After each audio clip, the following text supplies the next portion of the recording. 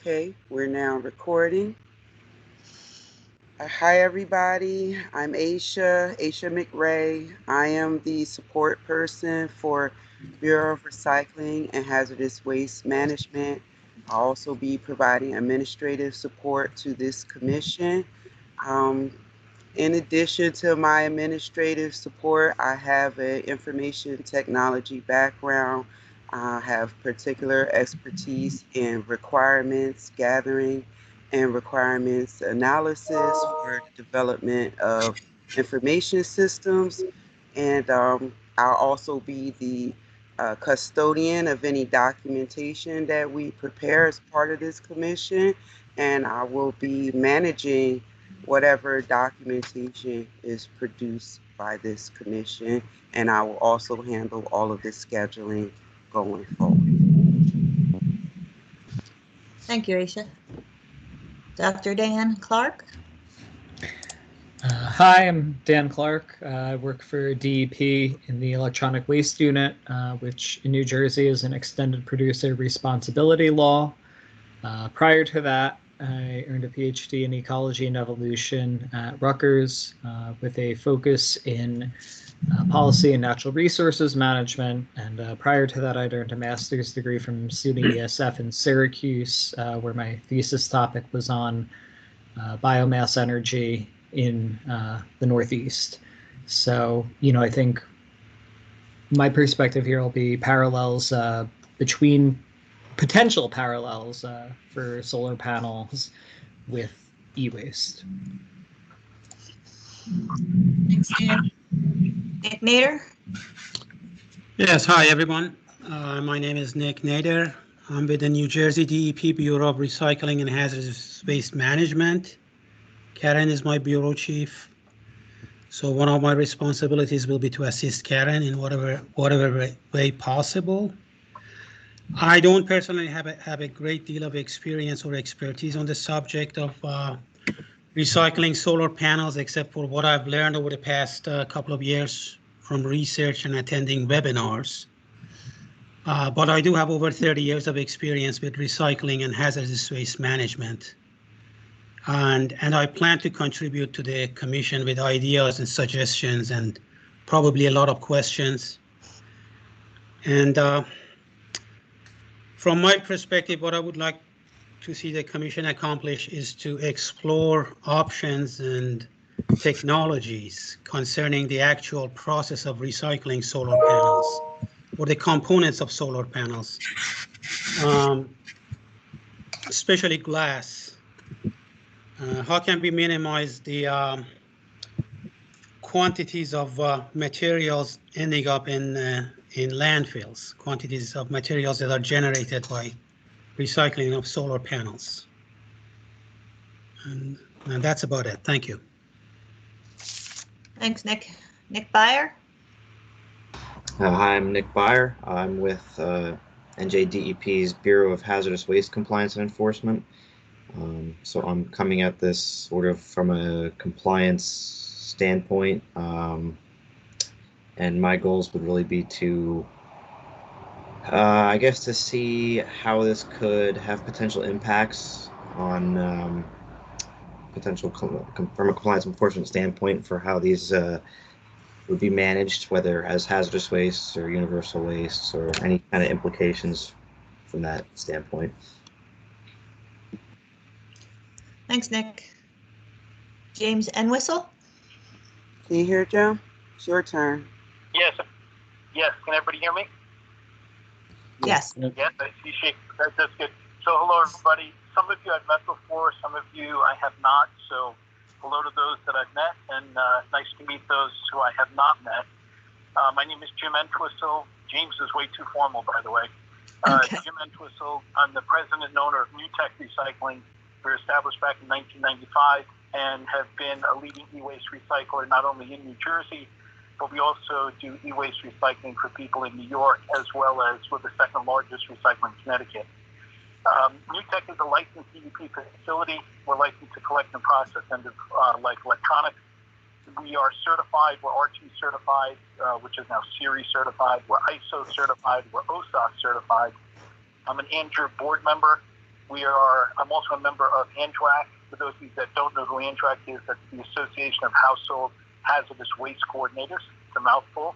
It's a nice group who represent all the counties throughout the state. My field of expertise is obviously electronics recycling and logistics. We have experience, or I've experienced working with the state, actually a couple of years ago, making changes to the e-waste law. Experience working with counties and municipalities with the coordination of e-waste collection programs.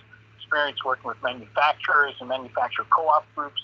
I saw that David Thompson was on the list of commissions we've worked together before to facilitate the EPR programs both in New Jersey and other states.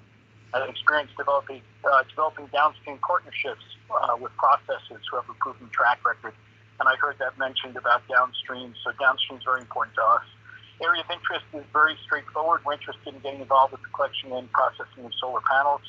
We're curious to see where this goes. We're here to help. We'll develop a viable end-of-life system. And I guess how I contribute is all the experience that I just mentioned. And the group I represent is electronic recycling. So I'm here to help in any way, and I thank you for the opportunity. Thanks, Jim. As you mentioned, Dave Thompson with Panasonic is a commission member, but we have not heard back from him. So we will move on to Joseph Ferrante. Hello, everybody. I volunteered for this commission basically because of an interest in solar panels and solar power. I don't have any direct experience in either the erection, installation, marketing, or anything of that with solar panels, but I have had decades of experience, as Scott unfortunately has seen, in the solid waste and recycling industry, beginning probably in Maryland, where I was a prosecutor going after solid waste companies and recycling people who were more fly-by-night than honorable. And then I became involved with the waste-to-energy field and was point man on the development of a number of major privately owned waste-to-energy facilities, Massachusetts, Westchester, Baltimore.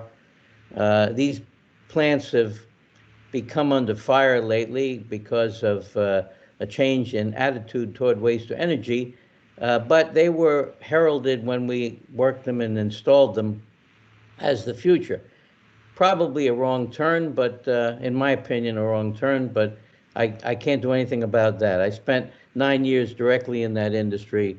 Then I came back to New Jersey and I got involved in a lot of waste and recycling businesses as a lawyer to many of them. I also served for a number of years on the New Jersey Recycling Forum with the legendary Gene Clark. We were the wheelhorse group behind the 1987 Mandatory Recycling Act. That was the first in the country, and we were very proud of that achievement. I served for a number of years on the New Jersey SWAC, Solid Waste Advisory Council. I've also, I have to make a disclaimer. I heard Jim say he's a board member of ANGER. I'm not a board member of ANGER. I am a member of ANGER. And most recently, I was on the Food Waste Committee, and we were pretty heavily involved in the food waste law that was signed by Governor Murphy last April. So I've got some involvement. Of course, over the years, I've worked with a lot of medium-sized businesses in operations, advising them on legal aspects of operations, permitting, regulations, litigation, mergers and acquisitions, you name it, the gamut of business enterprises. So I've had the exposure, I've had the experience. I offer that to the group, and I hope we can accomplish what the legislature has set out for us. Thank you, Joe. Lyle Rawlins. Hello, everyone. You would ask that we identify who we're representing. I believe I'm supposed to be representing the solar industry. I I was the co-founder 24 years ago and serve as president of the Mid-Atlantic Solar Energy Industries Association, now renamed the Mid-Atlantic Solar and Storage Industries Association. We represent battery manufacturers too at this point. I am also the owner and president of a solar PV development company named Advanced Solar Products, and we do large commercial and utility scale solar installations from Virginia to Maine. But we're headquartered in New Jersey, and that's our main business is in New Jersey. That's it. Thank you. Unfortunately, Mr. Gulix does not seem to be present today. He is with PSE&G. Hopefully he will be able to join us next time. Dunbar Burney, would you like to go next, please? Sure. So hi, everyone. I'm Dunbar Burney. I'm a professor at Rutgers, and I'm in the Department of Material Science and Engineering. I specialize in solar. I've taught for many years a solar class that starts at the device fabrication level and then extends out to practical installation issues. In that sort of educational role, I have a sort of broad knowledge of the different kinds of solar that might be out there that need to be recycled. And in a university laboratory environment, I'm quite familiar with material safety data sheets and the sort of background information on what is toxic and what is not. As also might be useful is I'm also very involved in entrepreneurship activities, and I'm the PI for a National Science Foundation program called I-Core, where we look at invention commercialization. So to the extent that there might be commercial startup new technologies, that would be exciting. I'd be happy to advise on those things too. Very good, thank you. Stephanie Lee? Sure. Hi, everyone. My name is Stephanie Lee. I am a New Jersey native. I grew up in Randolph in Morris County, currently live in Hoboken. I'm a chemical engineer by training. I did my PhD at Princeton in the chemical and biological engineering department. And from 2014 to 2020, I was a professor at Stevens Institute of Technology in Hoboken. But I just recently moved to the Department of Chemistry in NYU. So my expertise is in the area of emerging materials for solar panels, and we aim to replace silicon with plastics and hybrid semiconductors. So I was looking at the end-of-life management report from 2016, and so these technologies are projected to comprise almost 20% of the solar panel market by 2050. So my research group does a lot of materials characterization and processing, and so I'd be interested in contributing on the hazardous waste analysis and microstructure analysis of failed panels. Yeah, I'm excited to be part of this. Well, thank you all very much for the introductions. It's a really prestigious and educated and experienced group, and I look forward to working with you and learning a lot from you. We do not have a lot of in-house expertise other than the research that we have conducted thus far, as Nick mentioned. So we will be relying on your wealth and breadth of experience to inform us along the way.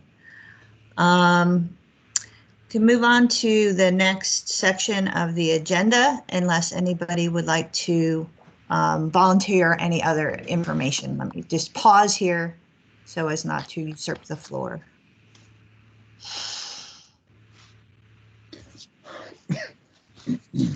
All right, so I guess we can move on to a topic 3A, which is the background of the project. As we already discussed, this is a legislatively mandated project. However, the practical reality is that there is several generations of solar panels that are already approaching end of life, as well as a number of issues associated with damaged and unusable panels that need to be managed appropriately. So I guess I would like to open the floor to discuss the scope of the project, starting with how solar panels are currently being managed and what are the issues and challenges associated with those current practices.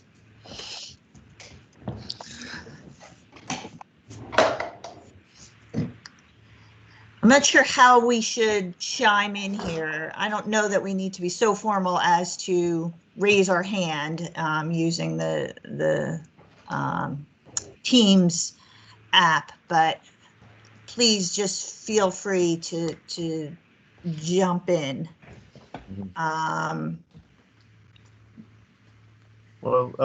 This is Lyle. I'll take a jump. Just in terms of defining the scale of the issue, New Jersey began installing solar panels in the year 2000 when we first got a real solar program.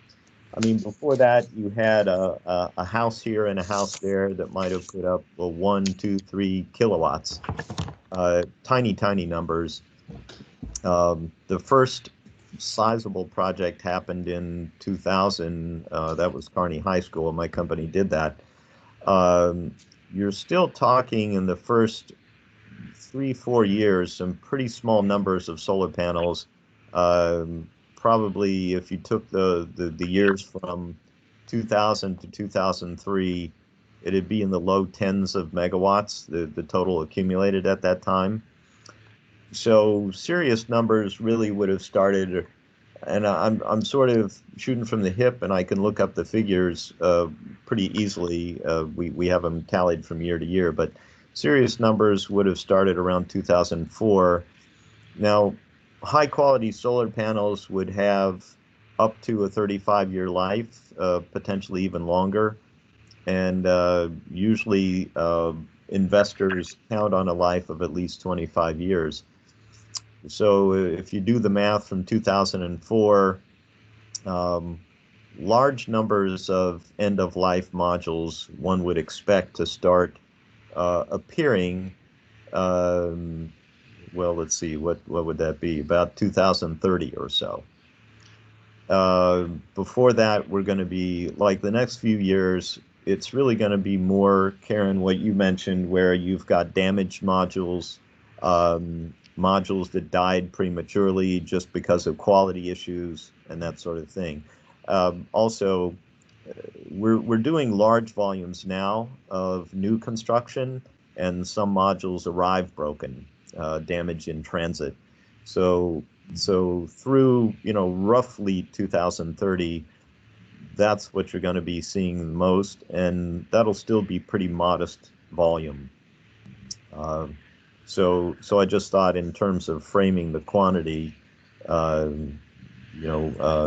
think there are a lot of people on this call who can talk about where to send them in that early period when we're dealing with small volumes.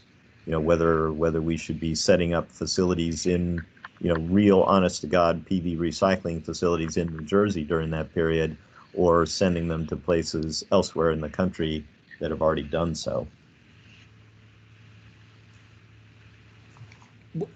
Well, and maybe I can add. Excuse me, just a second. Lyle, when you refer to modules, and I mean, we're talking essentially mostly what most people would think of as a solar panel and the associated equipment, just to make sure I'm not missing something here in terms of what specifically we're talking about. Is that? Yeah. Yeah, sure. Sorry about that. I mean, module is the industry term by which we usually refer to a solar panel. Okay. No, I just, to make sure that we're all on the same page. I'm sure all of us come from our own places with our own jargon, but just so that way it's not so much more than any of us are anticipating or thinking about here. Thank you. Sure. I'll try to be more careful about the jargon. So I was going to add to what Lyle had said about the reliability and lifetime. And, I think stated correctly, obviously we want them to last as long as they can. And I think the history has shown that they may be guaranteed for 25, but they're lasting maybe better than guaranteed. And so it's not like something's going to fall off a cliff at 25 years and they'll all fail. It's more likely to continue gradually, and the sort of breakage and sources are going to be the primary stream. I guess the only divergence from that might be large building fires, where you would have an entire array be fatally damaged during a warehouse fire, something like that. Good point. Dunbar, I have a quick question. Is there ever a situation where we know that newer solar panels are more efficient than the old ones? Is anyone replacing is it paying anyone to replace first generation solar panels with newer ones just because they'll get that much more energy from them and it's worth the cost of replacement, or are we not at that point yet? Well, why I have a better answer. Yeah, I don't see that happening. Just anecdotally, in terms of talking with others in the industry, and this is nationwide too. I belong to some nationwide trade organizations as well. I never hear of that because there's such a big investment that investors typically want to get their money's worth and at least go through those 25 years that they invested according to. And yeah, Dunbar is right. 35 years is not an unrealistic expectation at all. Now, of course, one question would be, there are significant amounts, not huge, but significant amounts of modules that break, perform poorly because of poor quality, break in transit, that sort of thing, and fires. Thank God there aren't many of those. But one question is, what's happening now? And I think as part of serving on this commission, I'll need to do a little research with my colleagues in the industry to find out a little more. But just my understanding anecdotally is that to a large extent, nothing happened or nothing good happens, that they get thrown in the trash. Obviously, that's not good. And what I said before about the volume that it would take to have a honest to God specialized PV recycling facility, which has a lot of specialized equipment.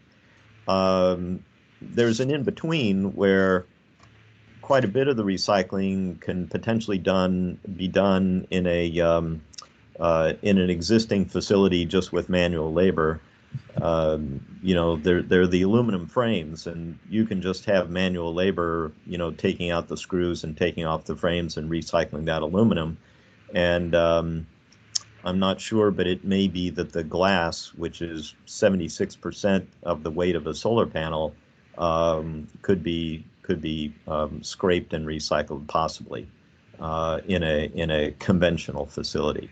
So that might be something to think about in the early stage before we get a specialized PV recycling plant that can, go much further.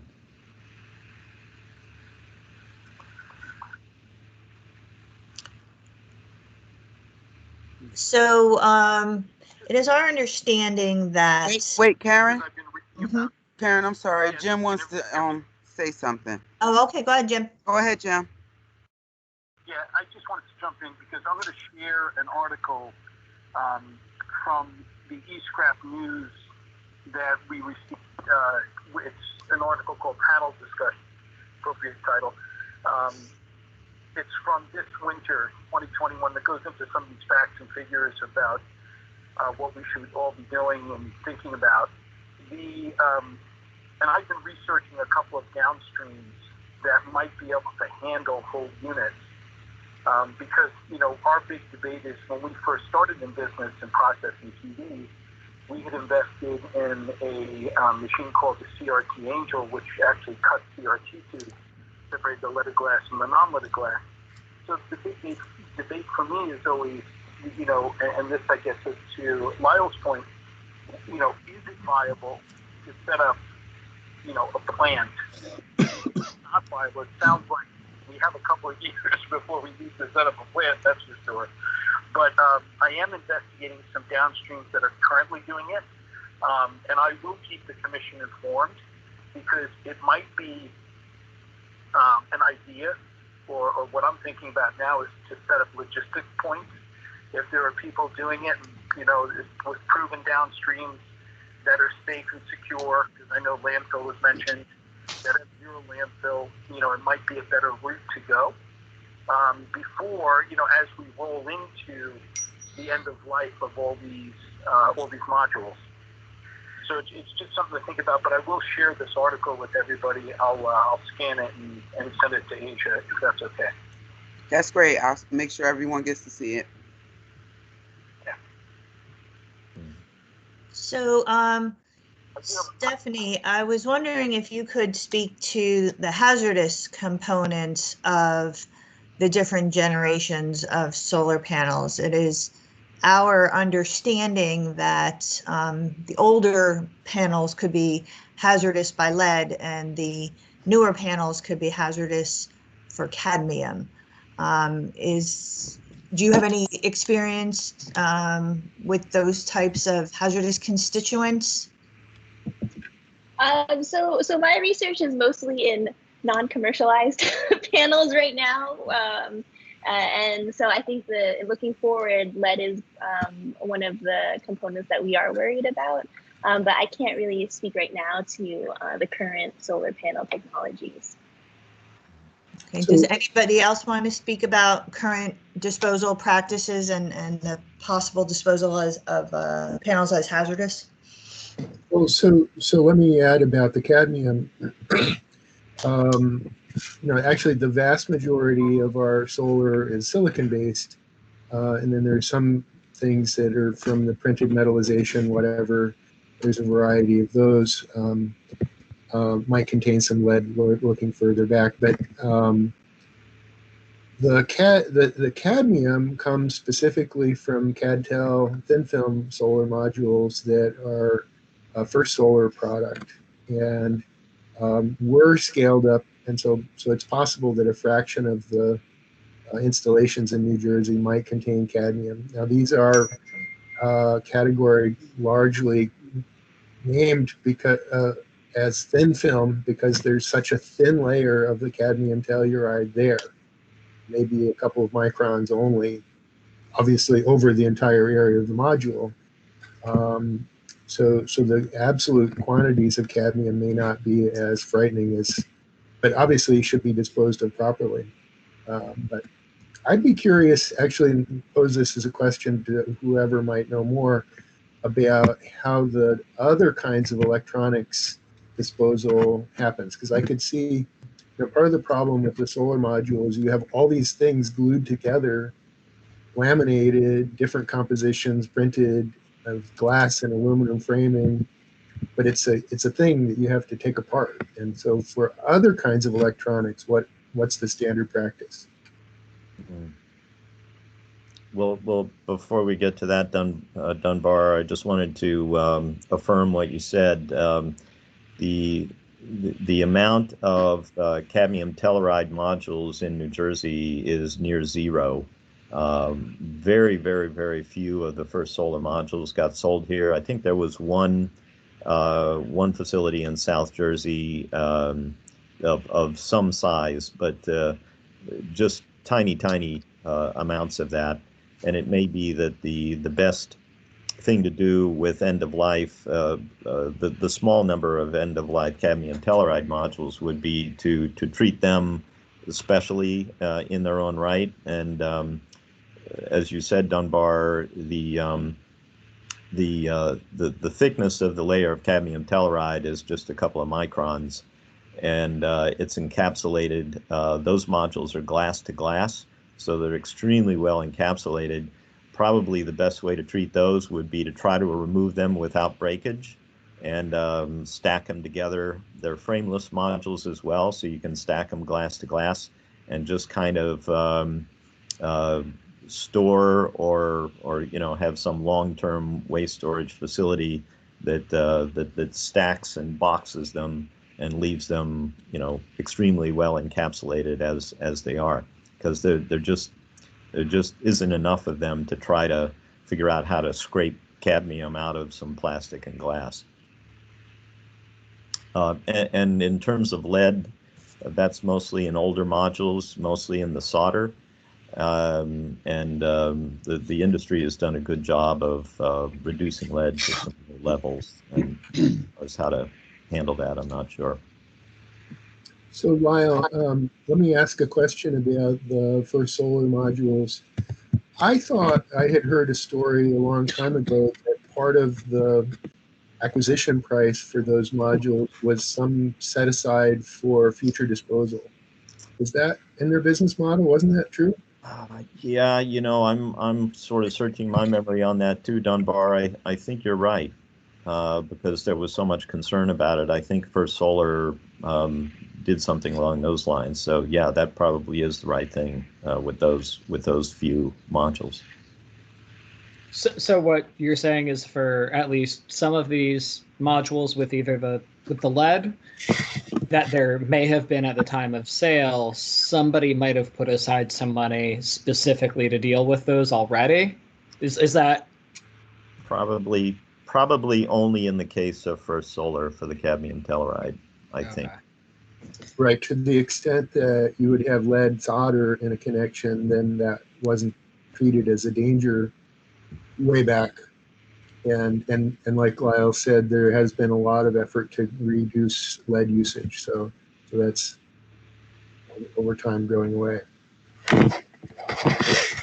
Yeah, and then the bulk of them are going to be silicon, and for the foreseeable future, that's still going to be true. And that just becomes a separations problem. Stephanie's chemical engineering background is probably great for that. I'm a chemical engineer too, by the way, Stephanie. But yeah, and it's a difficult separations problem because Dunbar, like you said, it's glass encapsulating solar panels with plastic. So removing the aluminum frames is easy, but then you got the hard stuff, which is separating the plastics from the glass. And then the most sophisticated facilities also try to recycle the silicon. And these days, the silicon, what is it now? It's something like 160 microns thick, these cells. So they're really thin. And to recycle them, you have to scrape off the layers on the top and bottom of each cell, which are doped with boron and phosphorus, and then demelting the resulting pure silicon. Pretty sophisticated separations problem.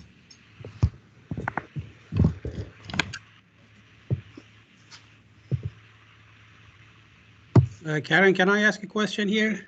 Sure. Okay, I just want to ask the Professor Bernie, is that how you say your name? Dunbar? Okay, and Mr. Rawlins. I mean, aren't the thin film panels, aren't they the ones that are very popular right now because of their affordability? They are less expensive than the old crystalline panels. Aren't they the ones that are sold most? Nope. Unfortunately, we used to have a saying about 30 years ago in solar, don't bet against silicon. And, the road is littered with the carcasses of companies that tried to go against that, that saying. Yeah, no, silicon is still king. Okay. Silicon's still king. silicon is still king and is so cheap. It's very hard for anything to break in and compete. It really is. Yeah. So, Okay. All right, and can I just ask Jim N Twistel a question also, if I Can you could? hear him, Jim? I sure can. Go ahead. Okay, you own and operate a Class D facility, correct? A universal waste facility, New Tech Recycling, is that? That is correct. Okay, I mean, I just hypothetically, if you were to receive a bunch of solar panels today, if you were authorized to receive them and you did, I mean, what would you do with them as of today? Can you just? Yeah, that's a very good. Yeah, I wouldn't let them in my facility today Okay. because we're not cleared and I haven't done enough downstream research. Okay. I do believe I have a couple of viable options in the works to send them to, but at this point we wouldn't let them in the facility. We've rejected them before, and not large quantities. This is to the point of everybody so far. We're just not seeing any or hearing of any.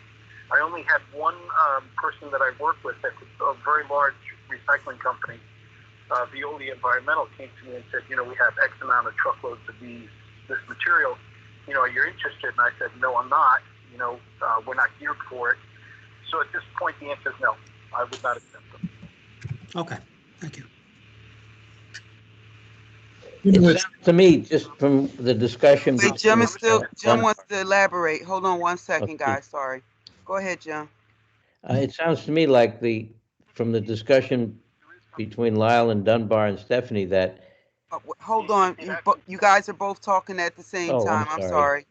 Jim was elaborating further on his okay. comment. I didn't hear him. I'm sorry. Is it okay? Yes, I'm okay. In this article that I mentioned to everybody, there's actually a paragraph that mentions about the content or, the issue here. It says it's worth noting that even if the solar panels end up in landfills, they are unlikely to negatively affect human health directly. And they cite a report by the International Energy Agency that concluded that lead in the C-SI panels amounts to 1/10 of the risk level threshold set by the EPA, and the risk is even lower for cadmium and selenium in thin film panels. I mean, I'm learning about what all these panels and all these different descriptions mean, but they don't seem to alarm as of yet. But I think that as more and more come out, I guess I could see a problem. I would look to my solar panel experts to kind of say, is that true or is it not true? Yeah, Jim, I believe it is. There have been multiple studies on that, so I believe the risk of toxic waste is very, very low. It's just a matter of capturing the value in the materials and preventing bulk waste from heading to landfills for the most part. So I would think that one of the challenges, we talk about mostly they're silicon wafer or silicon based. There's a small fraction that might be based in CAD/TEL and film. But when you're receiving a waste of a bunch of modules, it may not be easy to tell for someone who's not trained in the solar itself whether that's the first solar module or SunPower or somebody else. Mostly these will come with a sticker on the back, but after 25 years, who's to say if that sticker is still stuck there, right? And then is there a process for differentiating which one might be safe and which one might need some extra care?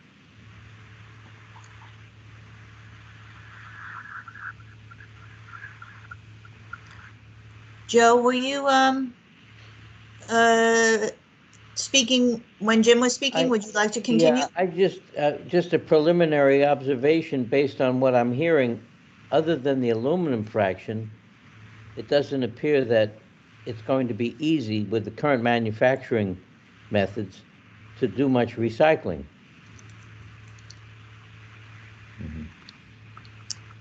Yeah. So Well, how do we address that? I mean, is there, are there changes in the manufacturing process, Lyle, that you see down the road that would allow for more recycling of the components? Because just from a optical standpoint, if these panels all are destined for the landfill or some form of disposal, that's not too happy a prospect. sure. Right. That's a really good question. I honestly don't expect the manufacturing processes to become more recycling friendly. The whole idea of making a solar panel is to make it last outdoors for 35 years or more, and to be able to guarantee its output for 25 years. It's a remarkable feat of engineering to do that, and that means encapsulating it against the elements to the greatest degree possible. In the process of doing that, you're making it hard to take it apart again. It's kind of the whole point that they're trying to achieve. So I think it's more going to be in the recycling technologies, and particularly, as I was saying, in the separation technologies that can be deployed. There's already a couple of specialized PV recycling facilities in the country. I can't think of where they are at the moment, but then maybe it's just a matter of how can you do low cost aggregation and transportation to those existing sites. And then eventually, when there's enough volume locally in New Jersey and surrounding states, building a specialized facility either within or near New Jersey. And that would be the name of the game when we start to get high volumes.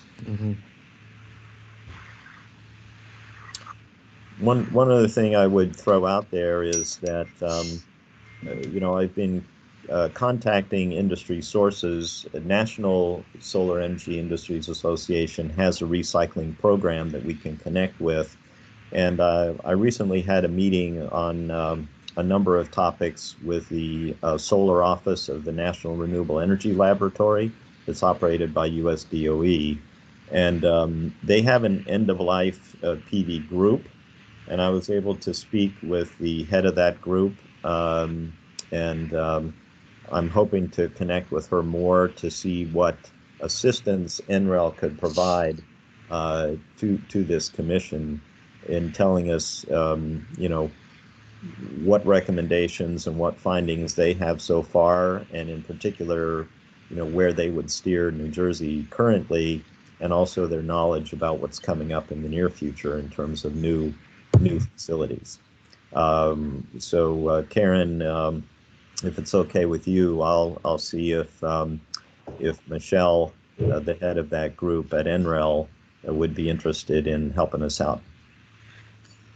Yeah, that would be great. One thing we can talk about now or in a few minutes is exactly that. Who else is out there that has expertise that the commission could tap into, and what would be the best forum to do that? Some of the rule teams that I am working on, we invite guest speakers, and we have a set of questions, prepared questions that we send them in advance, and then they attend a meeting or two and share their expertise.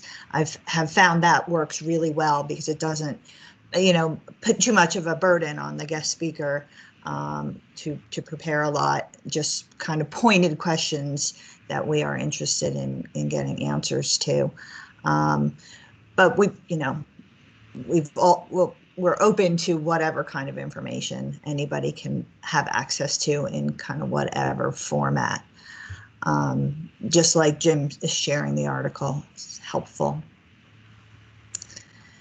Does anybody want to continue to talk about current issues and challenges with the current practices? Just one further question, Karen, if I could. Sure. Lyle, the breakout of manufacturers, are they domestic or international, foreign manufacturers? The vast majority of solar panels that are installed in the U.S. Are of foreign manufacturer, mostly from Asia.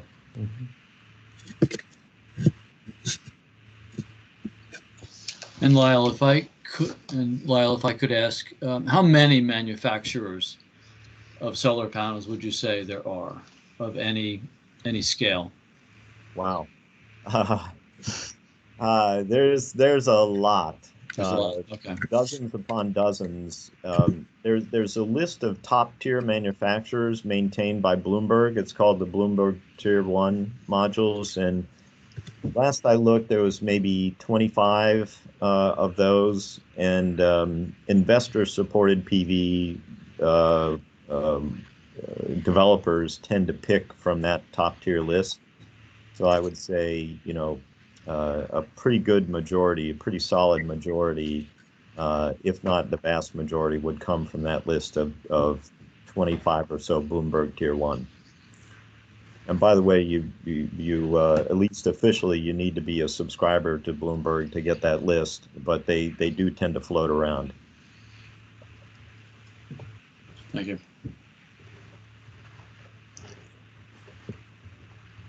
Okay, anybody else have anything to talk about with this current Karen, topic? I don't know if this have anything to do with what we're doing, but based on what everybody's saying, it seemed like it's going to need to be some type of requirement for an intermediary. Like the manufacturers, they got to wrap up the solar panels and all of this extra stuff to protect it and weatherize it. And it can't go straight to recycling, but those components that are in it are something that could be recycled. Maybe there needs to be a mandate for the creation of some type of facility to act as an intermediary to disassemble those components. Maybe it could be tied into the creation of green jobs or something of that nature. I don't know. As I'm hearing what everybody's saying, like it seems like there's got to be some type of intermediary there. Yeah, that makes sense. Right, and how the markets develop around each phase of the recycling process, remains to be seen and will need to be studied. And I think that's where Jim's expertise may play into the discussion. The one thing I am curious about is, depending on what kind of recommendations we put forth and what kind of program we recommend to be established, how are these panels owned? So I know solar on residential rooftops seems like a complicated contractual agreement between a solar provider and a residence. So with the ownership, does the responsibility for disposal and recycling follow? And then how does that differ from commercial solar panels, like on rooftops or solar farms? So this is really a general question. I have no idea what the answers are, so I'm looking for your input. Lyle? I can give you an answer on that. The majority of residential systems are third-party owned, where it's a power sales agreement. A third party owns the panels on your roof and sells you the power, and most of that is controlled by maybe half a dozen big companies. The biggest being Sunrun. And they're pretty active in New Jersey and pretty active in New Jersey policy. So this could be a conversation with them and the other big players in the third party ownership residentially. Commercially, it's a similar story. But before you go on, so Sunrun owns the panels.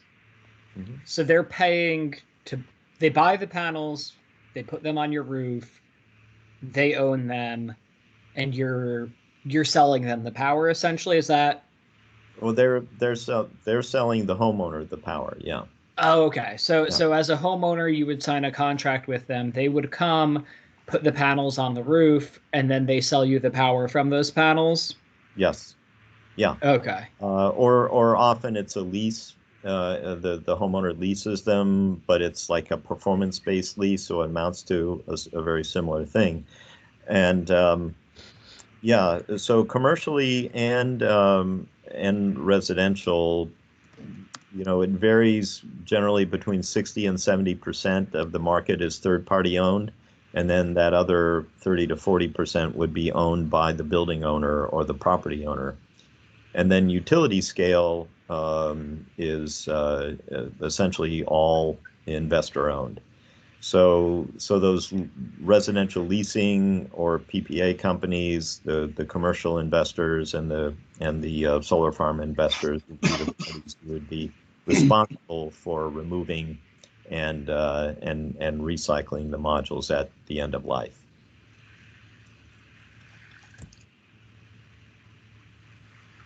Of course, you've got that 30 to 40% that is the property owner who directly owns them, and then that property owner would be responsible for end of life. And of course, that's going to be a whole lot harder to chase down because we currently have 120,000 homes in New Jersey with solar panels on them. So you somehow have to reach, today 120,000 homeowners, and 10 years from now it'll be double that.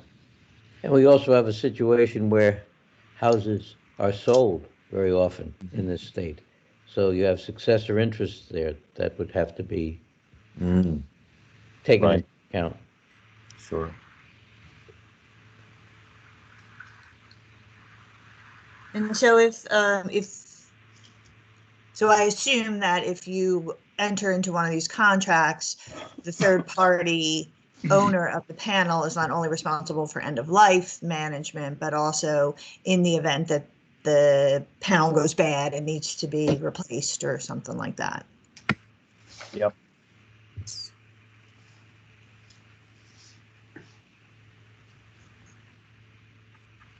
Is there, Lyle, a standard industry-wide lease that governs those, or is it pretty much each leasing company's skill? Yeah, it's more like the latter. It's kind of Wild West, especially in the residential arena. They tend to gravitate towards certain models that are very common, though.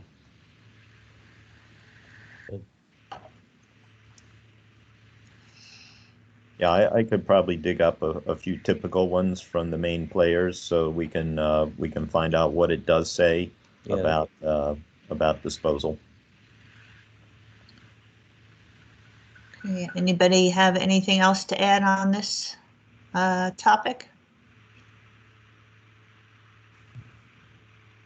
So I'm a little disappointed that I'm not going to be a billionaire, but as long as you don't tell my funding agencies that this technology is worth it, I'll be okay. That's not for sure. That's not for sure, Stephanie. If you can still break that rule about don't bend against silicon. If you come up with something that's as efficient, lives as long, and is cheaper, it could still happen. I think I'll keep my day job. By the way, by the way, yeah, go ahead. Oh, I was going to say, by the way, my son is just finishing up his PhD in material science at UCal Santa Barbara, and his whole career has been new classes of semiconducting plastics. So if you want, I could put you in touch with him. That would be great. Sure thing. Yeah, and I still have my Googling skills.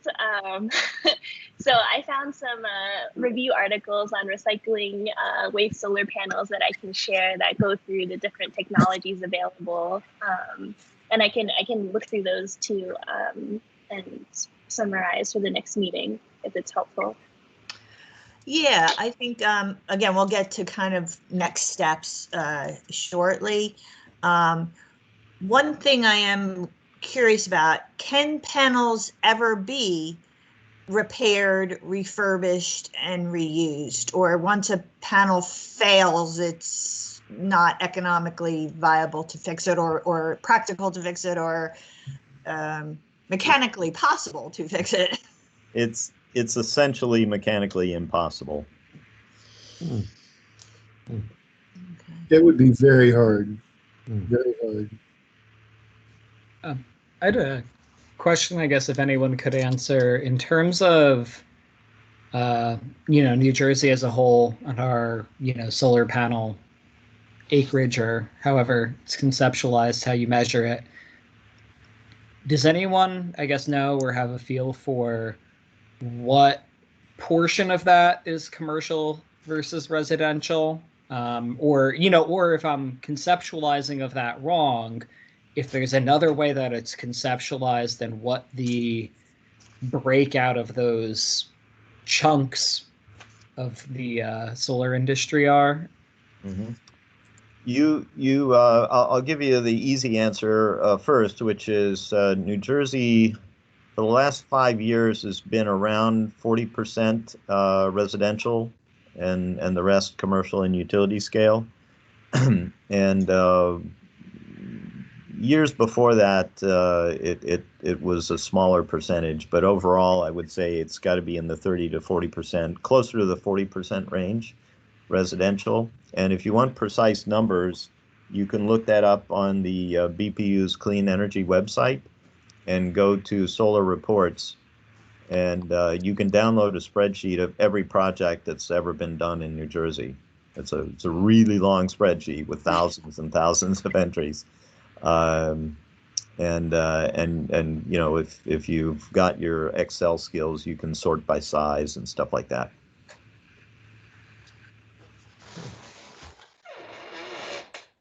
All right, so I guess we can move on to start talking about identifying short and long-term options to manage end-of-life solar panels and equipment. And obviously, all our options need to consider impacts to public health and the environment, safety concerns, viability, challenges and barriers, practicality, economics, and unknowns that would require further research. So we already talked about reuse, repair, and refurbishment. We did talk a little bit about sampling of panels to determine hazardous constituents, and it's sounding like that's not a real concern, that there is a small number of panels that may be hazardous for cadmium and a small number that may be hazardous for lead, them being the older panels. It sounds like the panels are labeled at time of manufacture, so people can know if the sticker is still there, what kind of panel it is, and what the possible hazardous constituents are. So I wasn't sure about the need now or some kind of protocol to do routine sampling of solar panels at, prior to the sale, but that seems unnecessary, or at the end of life.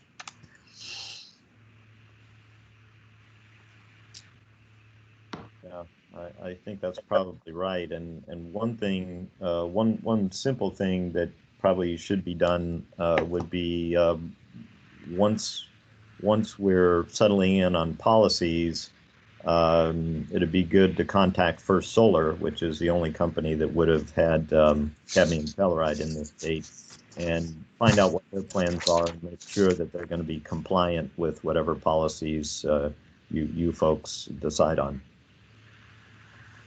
And maybe get a plan together with them for what they're going to do and when. If the hazardous components, the hazardous waste components in the solar panels seems to be very small, de minimis, is there another issue that from the standpoint of, let's say, landfilling, be devil's advocate for a minute, what I've heard is the electric generation that continues after the panel is removed from the structure. I've heard stories, I'm not sure how true they are, that when they're put in landfills, as they may be doing now, that they could ignite some of the gases that are contained within the landfill and pose a problem that way.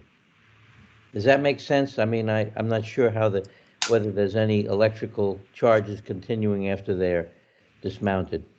Yeah, interesting question.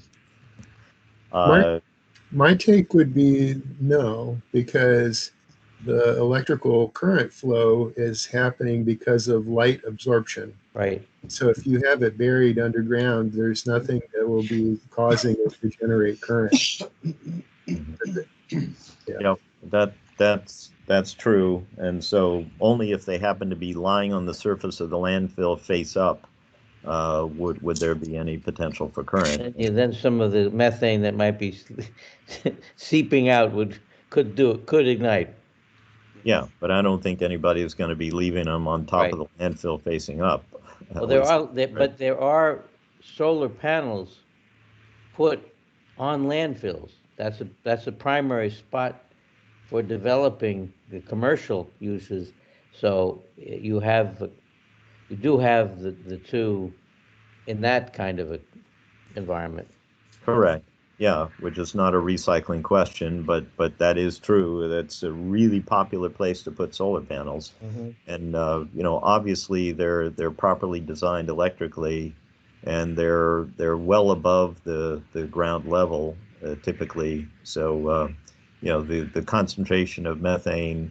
First of all, landfills that are properly capped, and the DEP guys can say it much better than I can.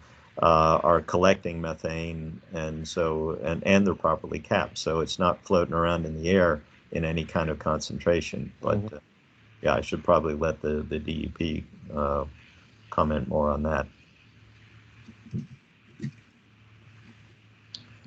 Nick, are you aware of any issues associated with landfilling of panels?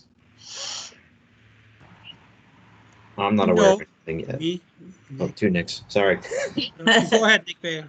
Go. You probably better. No, I was just gonna say, at this point, I'm not aware of anything. I don't know if you are, Nick. But I just have one question, just so that I understand better. Maybe for Dunbar and Lyle there. So you're saying that the current generation of solar panels, they don't contain any heavy metals? Is that what you're saying? Any of the, I don't know if you're familiar with the TCLP metals for the hazardous space classifications, the 8 metals there. So you're saying there is none of those metals in the current generation? I'm not sure that I know that list of metals well enough but I don't think there are any. Yeah. Well, I don't. It's okay. I don't know off the top of my head. There are like 8 metals, I think. I don't know if Nick can help me out with that. Like arsenic, barium, cadmium, chromium, and there are other 4s which I don't remember off the top of my head. Memorize. Those ones sound right though. Yeah, arsenic, barium, cadmium, chromium, lead, and the other 3 I don't know. Yeah, I'm not ready to say categorically that there are none of those, nor that the lead is gone from these solar panels. I'm going to have to do a little more digging to come up with an answer for that, Nick. Yeah. So I'm just trying to determine, from what you guys said, it seems like you're saying that it's not going to be a concern that solar panels. It's not going to be a concern when it comes to disposal of hazardous waste or I don't think it's a closed issue. I think a little more digging, a little research is needed there. Okay. So Lyle, I have a question. You were mentioning the BPU's listing the Clean Energy Program on the historical installations in the state. Would that already include for any installation what brand of module is being used? That list does not include that. And in terms of type, whether it's silicon or otherwise, not sure. I'll look that up. I might be able to do it while we're talking, as a matter of fact. Well, is that something that would be easy to add as a requirement for each new install down the road? Or is that helpful to know? Yeah, possibly. I mean, the answer right now is going to be it's extremely close to 100% silicon modules. Right. And if you dig deeper than that, like what type of silicon module, it would be quite an administrative chore for the BP to do it. My guess is you'd run into a little resistance if you try to make them do it, because they're pretty overloaded as it is. Right. Yeah.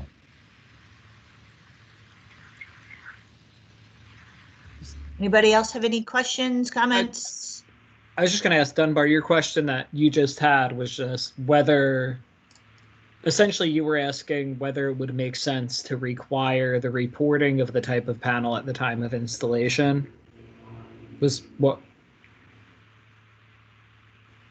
Right, so that if, for example, we know of one company that makes the cadmium telluride thin film for solar, and so although now I think they make silicon as well, but at least that might be an indicator. If that array had to be disposed, then you might have a way of looking back and saying, oh, that company is clean. Okay. Or I mean, going forward, if that were enacted, right, tomorrow, say that everybody who, if you were installing non-silicon panels, say, and they had to be tracked, that it would make it a lot easier 30 years from now when those are being retired to know when to expect them, where to expect them from, and make it a lot easier to track in the event that somebody was trying to do something untowards with them.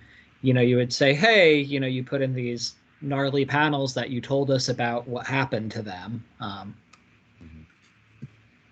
Well, and I think that when we're talking about how these are constructed and they're different silicon wafers, or they're soldered together and connected in series and encapsulated and sealed up tight,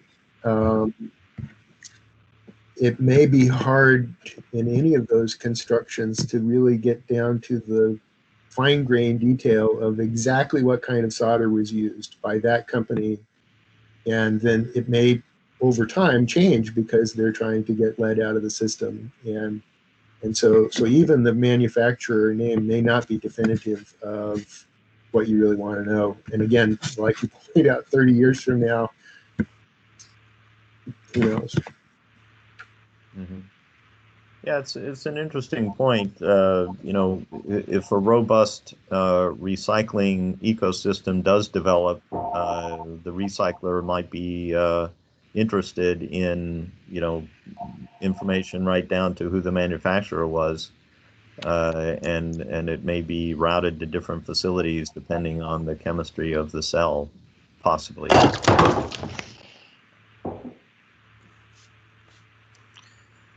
Yeah. I mean, for the time being, the problem is going to be the basic thing of how do you separate the aluminum frame and the plastic from the glass, and what do you do with the silicon, if anything. Yeah. So one evaluation we undertook was to look at management of end-of-life solar panels as universal waste. And in New Jersey, our Class D facilities can get permitted to handle individual type of universal waste. EPA has no appetite to deal with the issue on a federal level, but we are authorized to pursue that avenue on the state level. Nick Nader, it's my understanding that California has undergone that process. Can you elaborate a little bit about that? Elaborate? I don't know if I can elaborate, but yes, they starting as of January 1st. So they're regulating recycling panels as the solar panels as end of life solar panels as universal waste. And they were, last time I attended a webinar with them, they were training people on how to, on universal waste regulations. Now, I don't know whether there has been any significant progress since then, because this is just very recent. So just past couple of months. So I don't really have a lot to say on that. So, I mean, I can look into that further. Yeah, we probably should check in with them and see what the status of the program is. I mean, it's only been like 2-3 months, so. Yeah, it would be curious to see if there's any movement at all in that short of time. So,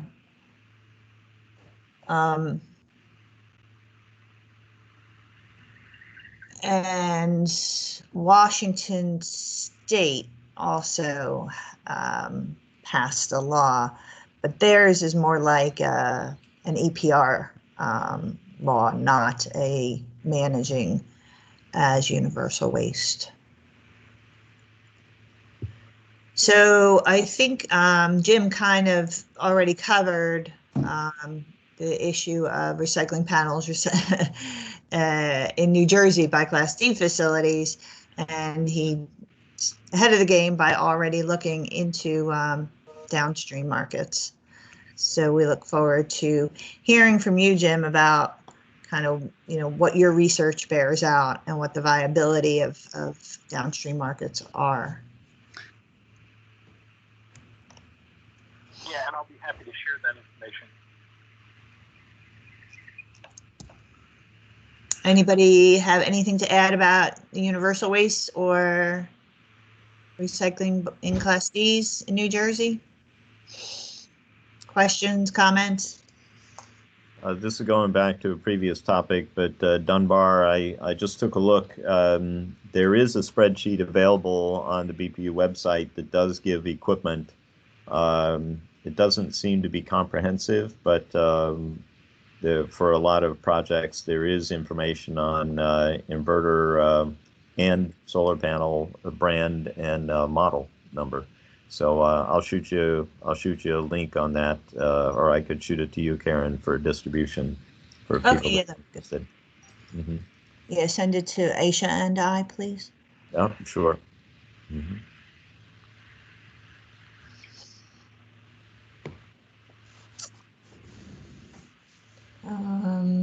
Just another general comment is in terms of sophisticated recycling, where they go as far as to try to recycle the silicon in the cells themselves.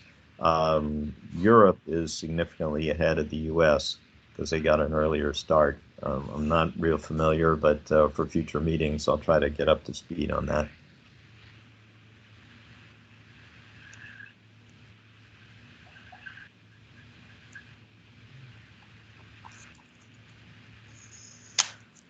All right. Another general topic is extended product responsibility program. In New Jersey, we have an EPR law for electronic waste.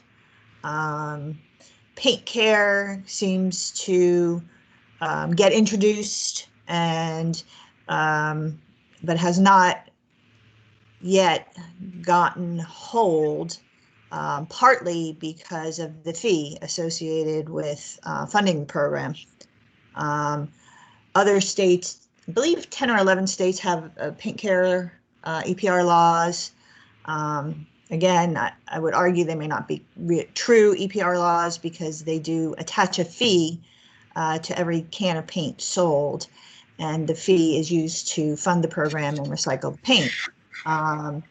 Paint Care is a nonprofit that manages the program, but also apparently has accumulated giant surpluses in certain states, $56 million in California alone.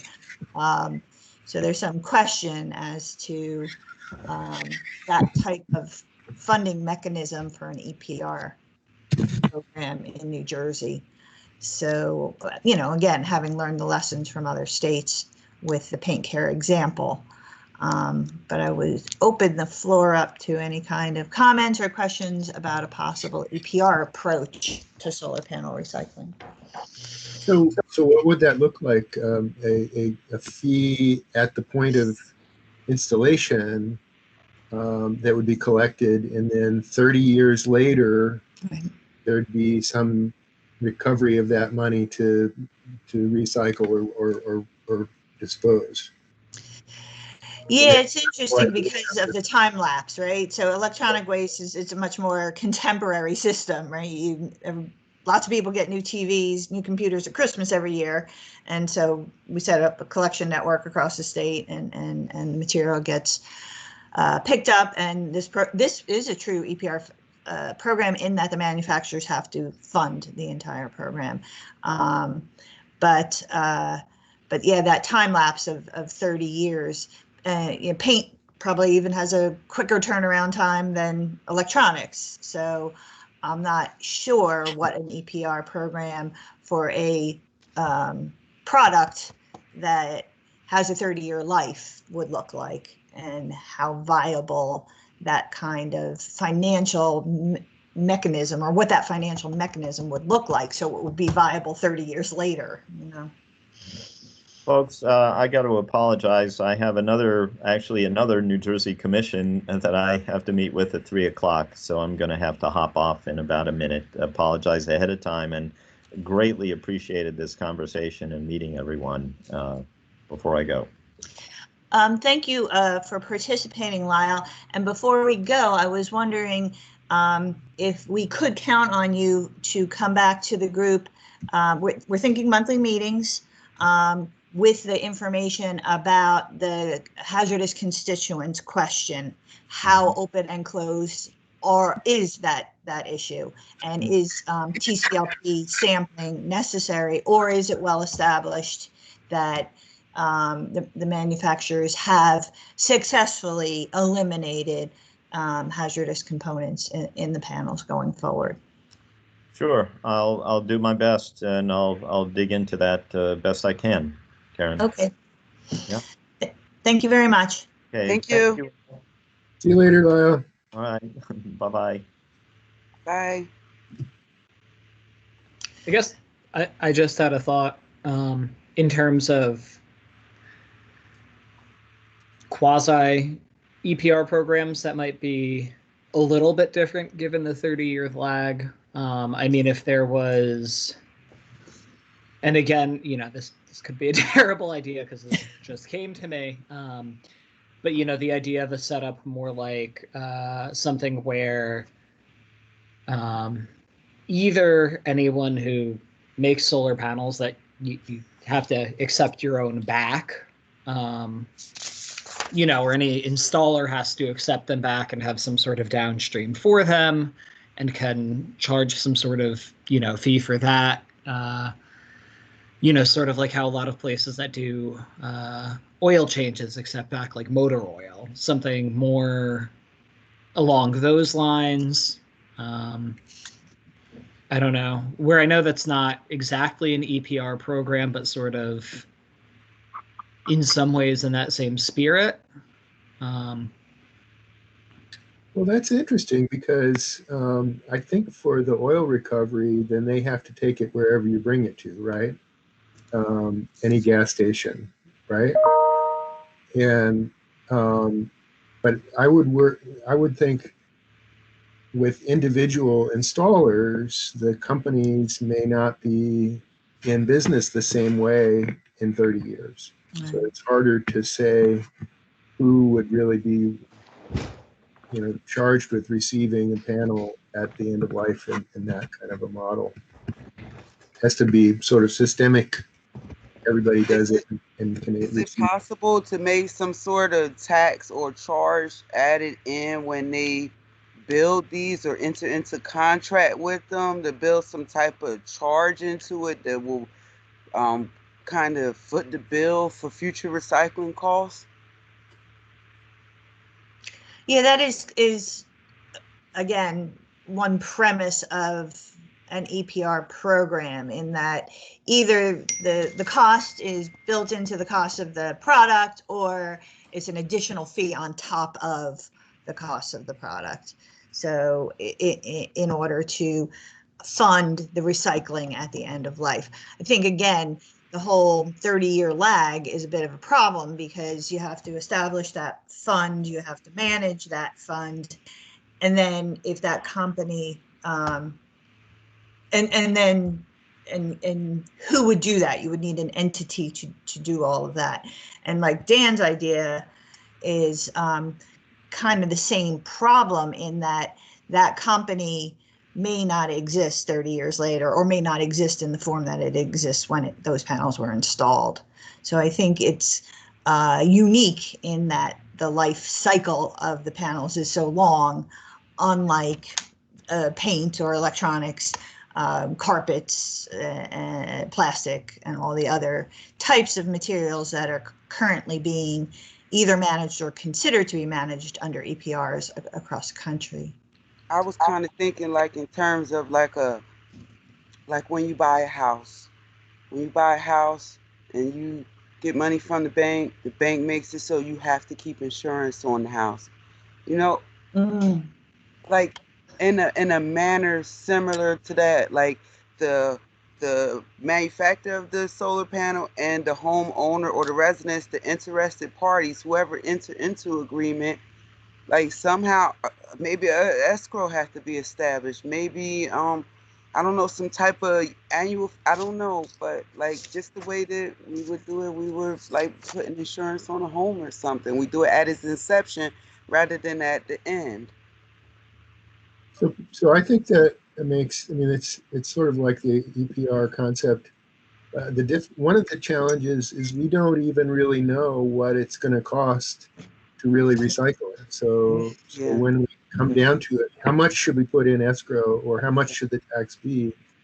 And either we end up with a huge accumulation that we don't really need, or we find that it's not enough to do whatever we need. And so I think we're probably in the phase of trying to figure out what does it cost if we do it right, and then maybe, do we have to take these apart? And, all the different processes. What is it really going to cost? Complicated. It is. So I guess I'd like to spend the remainder of the meeting discussing what you all think the chapters of the report should include. I think, one of the chapters is obviously what Lyle would be looking into, hazardous constituents in panels. Another chapter would be what Jim is looking into, the viability of recycling panels as Class D materials, and possible and identifying possible downstream markets. I think current practices would be another introductory chapter in the report. What other, I think managing panels as universal waste.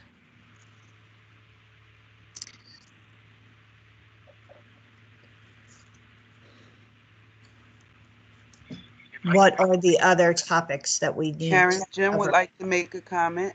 Sure. Go ahead, Jim. So I think your chapters are good. I think, managing it as a universal waste is great. I think a big hurdle here is going to be, we can find the downstreams, we can find out what the cost is, but funding this program is going to be really difficult because, like you mentioned, Karen, about, and I think Dan did too, the EPR program for electronics, there's some facets to it that are pretty unique.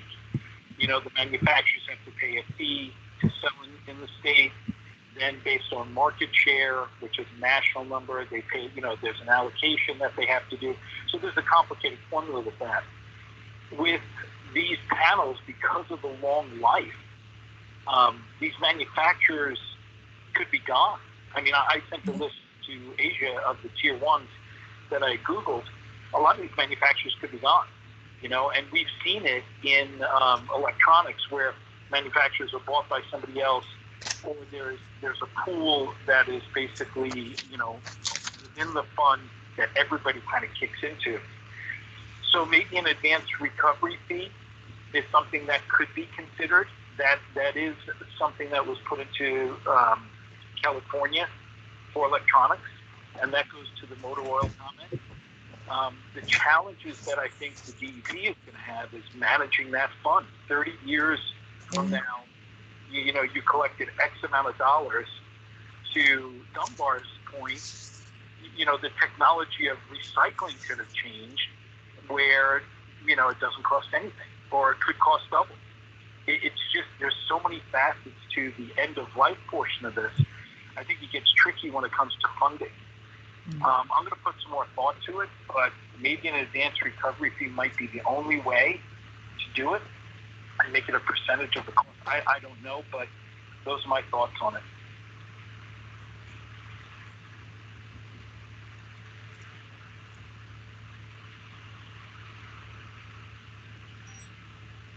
Well, and I think I'm thinking about report chapters. I like what you were talking about, but I think we're in a phase where we have to read a bunch of things.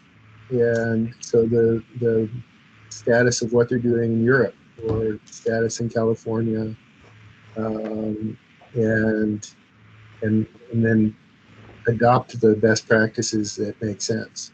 Right.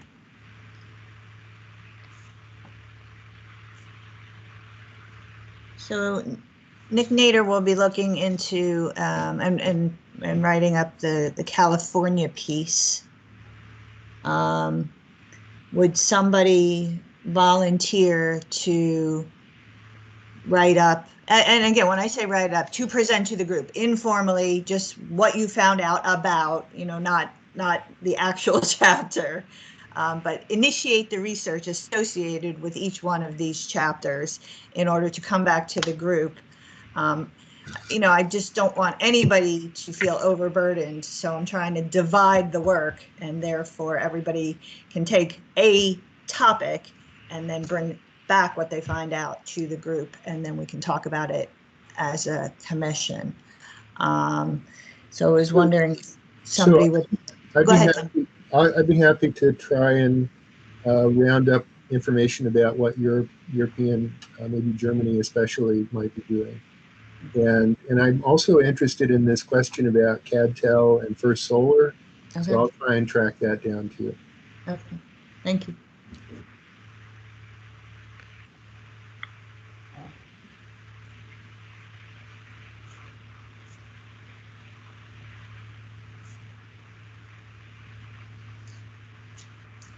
What are we missing?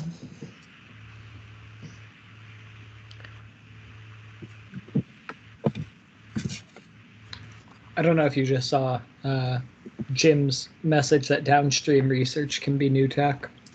Okay, great.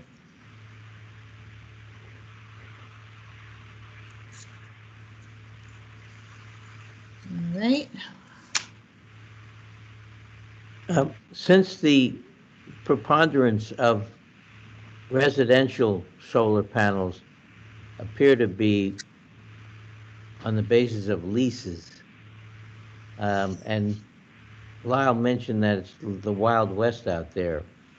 It might be useful to take a look at those leases and see if, as he alluded to, a standardized approach that may take into account the longevity of these solar panels and assess some responsibility. And I heard about the leasing companies. They may be fly-by-night, some of them may be more durable.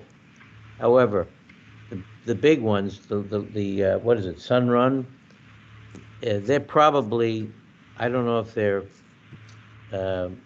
traded on the public exchange or whether they're a private equity company. I'm not sure how they are owned, but my guess is that those leases are used to finance in somebody's has taken a look at them. They may be bundled. Who knows what they're doing with the leases? They're valuable, and so maybe there's a benefit to take a look at that, because the homeowners of New Jersey and small businesses to that extent might benefit by having a set of standards that govern the lease, and maybe tie it into the recycling aspects of the panels. So it sounded, now that he's not on the call, we can add things to his list. Yeah, I was about to do that, but I'm glad you did that, Dunbar. But it sounded like Lyle had an easy way to access example ones. So Yeah. remind him. I think that would be easy. Asha, would you do that? Here, let me write it down. Say it again so I could write it down. What you say? Just the equipment leases, the solar panel equipment leases between the leasing companies and homeowners or businesses that are the property owners, or however that's done. The varieties that's out there. And that's a question for Lyle. Yeah. You want to ask him, can he get his hands on a sample or? Yeah.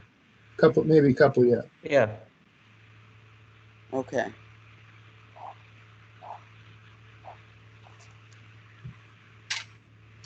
Stephanie, what are you thinking? Yeah, I'm really interested in looking at some of this newer technology for recycling. There's a lot of chemical treatment that people are looking into, and leaching processes. These are things that maybe I can research and come back with.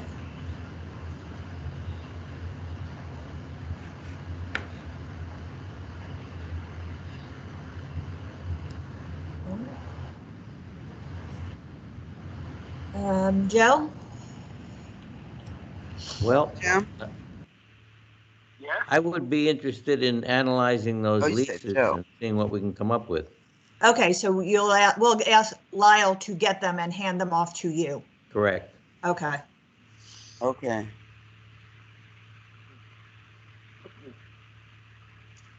All right.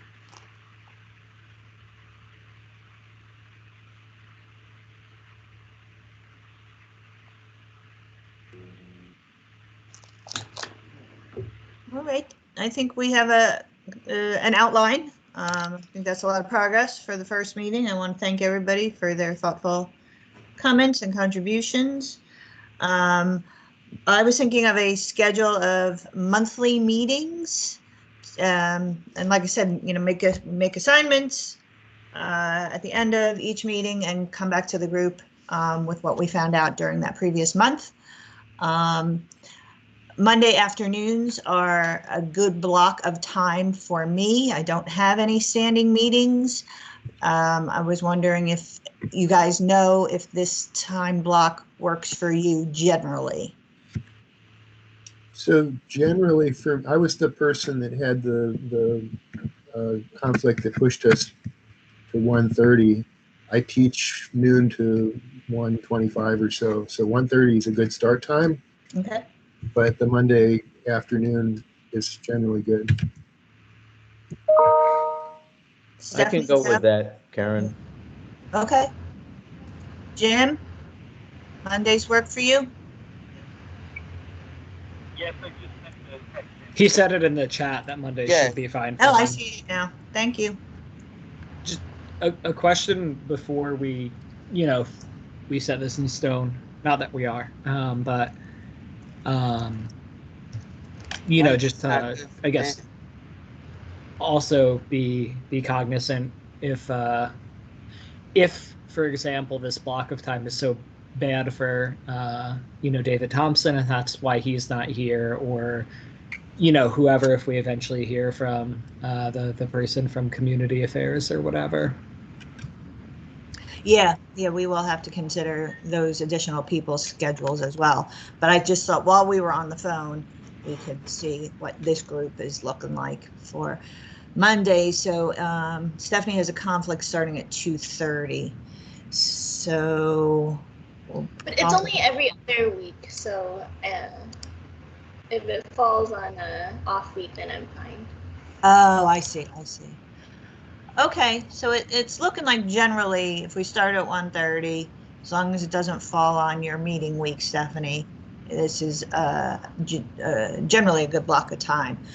We will make a more concerted effort to reach the two gentlemen that we're missing today to try and make sure that it just didn't get lost in an email box or something. Like I said, we did hear from Mr. Gulitz, but something must have come up. So looking ahead a month and thinking about the possible Mondays, looks like one of them might be bad for Stephanie, one might be good. Maybe we should at least pencil that good one in. It looks like there's an April 19th or an April 26th. Those are about a month away. Yeah, the 26th is free for me. So the 26th is better. Okay. Okay. All right, so that's a good idea. Let's pencil that one in. April 26th. 1:30. 1:30. To 3:30. 3:30.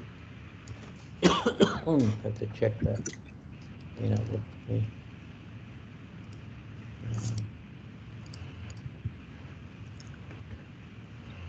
All righty. Good.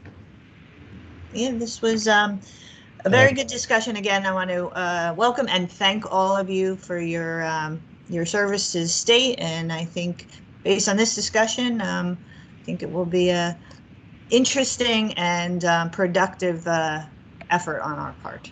Definitely some curveballs in there. All good. All good. All right. Well, thank you all, and enjoy your afternoon. All right. See you later. Bye. See you next time. Thank you.